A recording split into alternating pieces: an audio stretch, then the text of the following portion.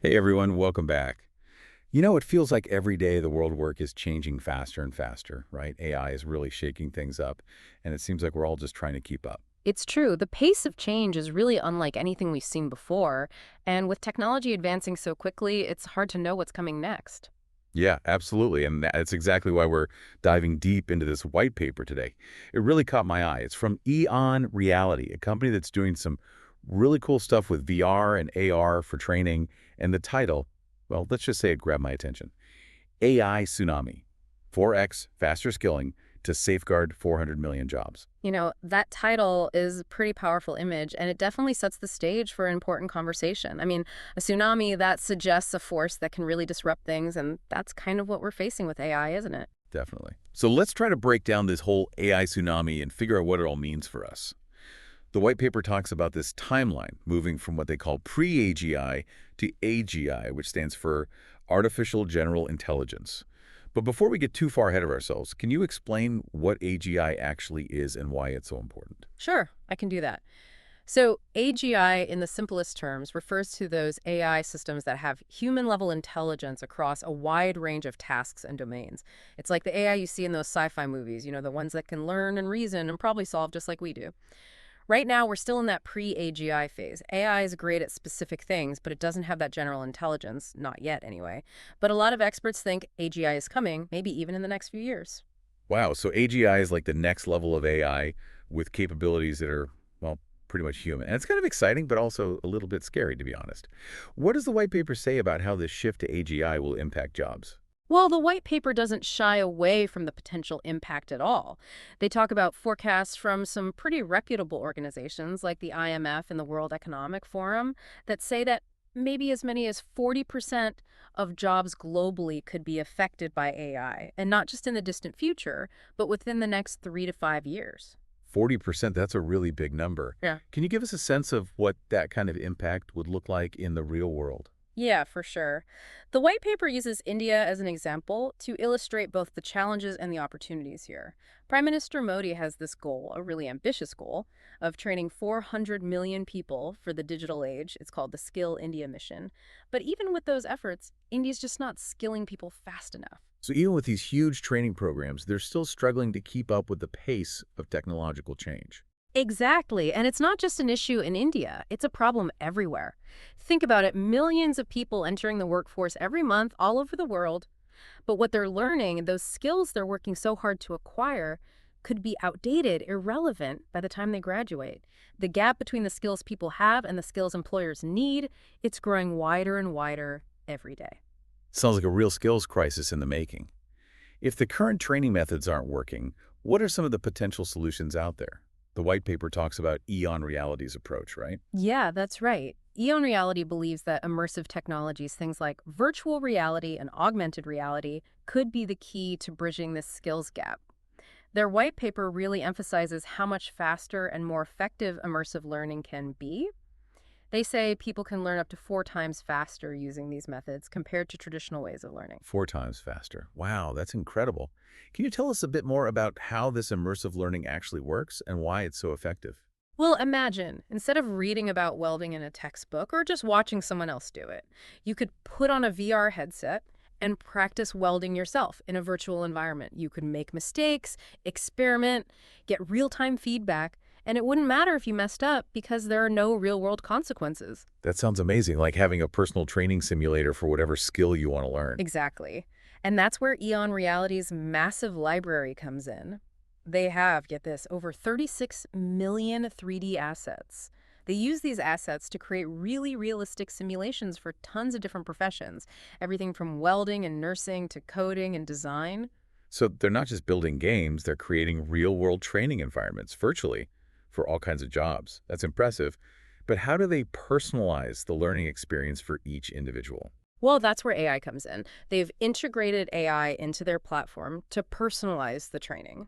It does things like what they call gap analysis, figuring out what skills a person needs to develop, and then creating a learning pathway that's unique to them. It's like having a virtual tutor who knows your strengths and weaknesses. Interesting. And it's not just that, they also have this rapid update feature. They can refresh course content, like update it in less than 80 seconds to keep up with the latest industry advancements. I mean, that's faster than making a cup of coffee. 80 seconds. That's wild. So it's like the training is constantly evolving, just like the real world. Okay, so we've talked about AI's potential to disrupt jobs. We've got this growing skills gap, and EON Reality thinks VR and AR are the solution for faster, more engaging training.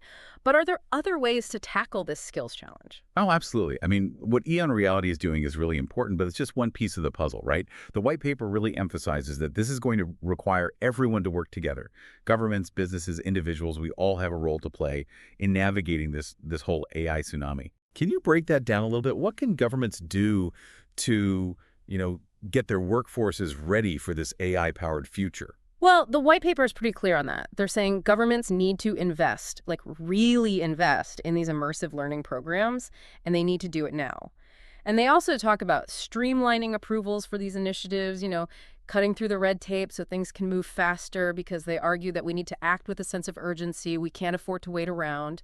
So they're basically saying, let's move quickly, let's be decisive. But wouldn't it be better, maybe more effective, to focus on, the existing education systems, the traditional training methods, instead of pouring money into all these new technologies like VR and AR? That's a good question, for sure. But the argument the white paper makes is that traditional methods just can't keep up. They can't match the speed and the effectiveness of immersive learning. They say VR and AR are more engaging, more hands-on, people learn better and remember more that way. So it's not just about shiny new tech. It's about using the right tools for the job, tools that actually work. What about businesses? What can they do to, be a part of this whole upskilling revolution? Businesses, they need to embrace this culture of continuous learning, where learning is just part of what you do all the time, and invest in their employees, help them develop new skills. The white paper suggests things like creating in-house immersive learning labs and working with educators to make sure their training programs are up to date, relevant to what's actually happening in the industry. It sounds like if companies don't adapt, if they don't get on board with this, they're going to get left behind. Exactly. The authors are pretty clear about that. The companies that invest in their employees, that empower them to learn and adapt to this new AI-driven world, those are the companies that are going to succeed. But it's not just up to governments and businesses, right? Individuals, we have to take responsibility too. Absolutely. So for our listeners out there who might be feeling a little overwhelmed by all of this, what can they do as individuals to stay ahead of the curve? How can they get ready for the jobs of the future? Well, the message that really comes through loud and clear is that we need to embrace lifelong learning. You can't just get a degree and think you're set for life anymore, right? Things are changing way too fast for that. You've got to be proactive, explore new things, always be ready to learn new skills. It's like learning never stops. It's a continuous process now. Are there specific areas or skills that you think our listeners should focus on? Yeah, the white paper does mention a few key areas. Obviously, technical skills related to AI development, data science, machine learning, those are in high demand for sure. It makes sense, but what about people who aren't, tech savvy? Are there other skills that will be valuable in this AI-powered future? Oh, absolutely. Actually, it's the skills that are harder to automate that become even more important. Things like critical thinking, creativity, problem solving, communication, collaboration. Those skills, those are going to be crucial in a world where AI can handle a lot of the routine tasks. Those are the skills that complement AI that allow us to work together effectively. So it's not just about coding, it's about being human, about those uniquely human skills that make us, well, us.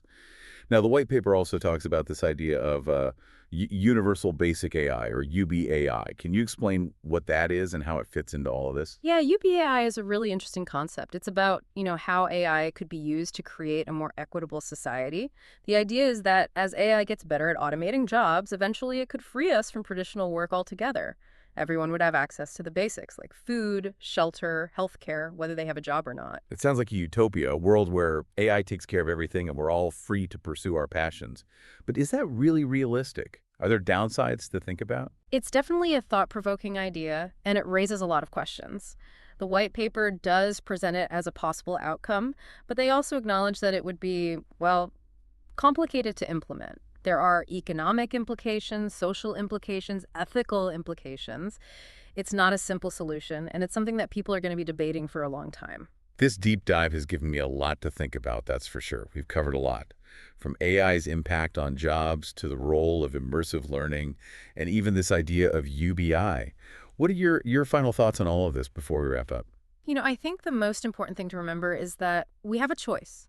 We can just sit back and watch this technological revolution happen, or we can be a part of it. We can help shape the future. And that starts with education, with awareness, and with being willing to adapt, right? Absolutely. The more we understand about AI, about the possibilities and the challenges, the better equipped we'll be to make good decisions about our careers, about our education, about our role in this new world. This deep dive has been really insightful. The future of work is definitely changing, and it's changing fast.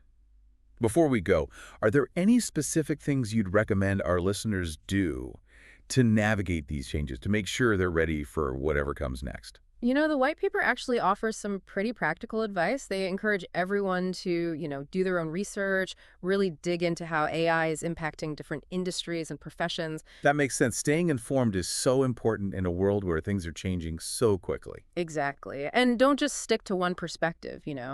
Seek out different viewpoints, talk to people who have different opinions, and be open to changing your mind, to challenging your own assumptions. The more you learn, the better prepared you'll be. So it's not just about taking in information. It's about thinking critically, developing your own understanding of these really complex issues. Exactly. And remember, there are tons of resources out there to help you stay ahead of the curve.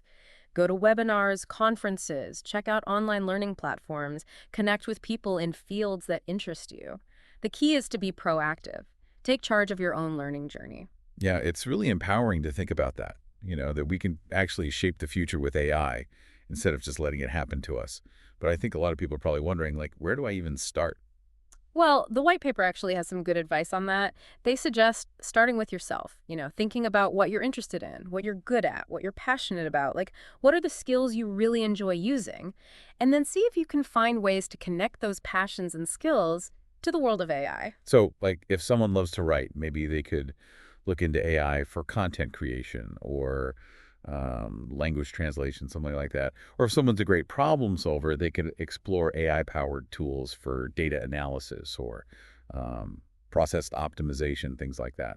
Right, exactly. AI is such a broad field. It touches almost every industry you can think of. There really are opportunities out there for people with all sorts of backgrounds and skills, to find their place. I mean, that's all very optimistic, and I like that, but let's be real for a second. I think there are people out there who are, understandably worried about AI, about it taking their jobs.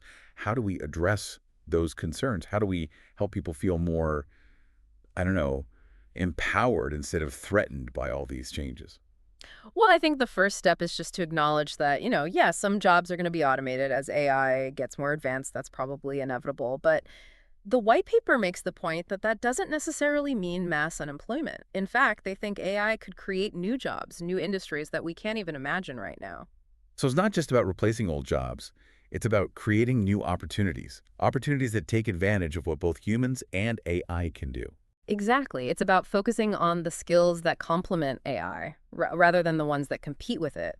Thinking about how we can work with AI, use it to enhance our own capabilities, to be more productive, more innovative. It's like a partnership, right? Mm, Each side brings something different to the table. We're good at things like creativity and empathy and, critical yeah. thinking. And AI can handle the things that need, speed and accuracy and can process huge amounts of data. We can accomplish a lot more together than we can apart. I think that's a great way to put it. And that's why it's so important to approach this, this whole shift with the mindset of collaboration, of adaptation, rather than fear and resistance.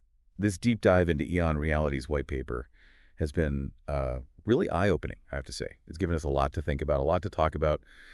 As we wrap up here, is there one key message you'd like our listeners to take away from this conversation? I think more than anything, I want people to remember that the future isn't set in stone. We have a say in this. We can shape how AI impacts our lives, our world. Hmm. If we're willing to learn, to adapt, to work together, we can create a future where AI makes us better, where it helps us build a world that's more prosperous, more equitable for everyone. That's a great message, a hopeful message. Thanks for joining us on this deep dive into the future of work. I Hmm. hope you all found it as interesting and thought-provoking as we did. And remember, the future is what we make it. So let's be bold, let's have those tough conversations, and let's work together to build a future where humans and AI can thrive together.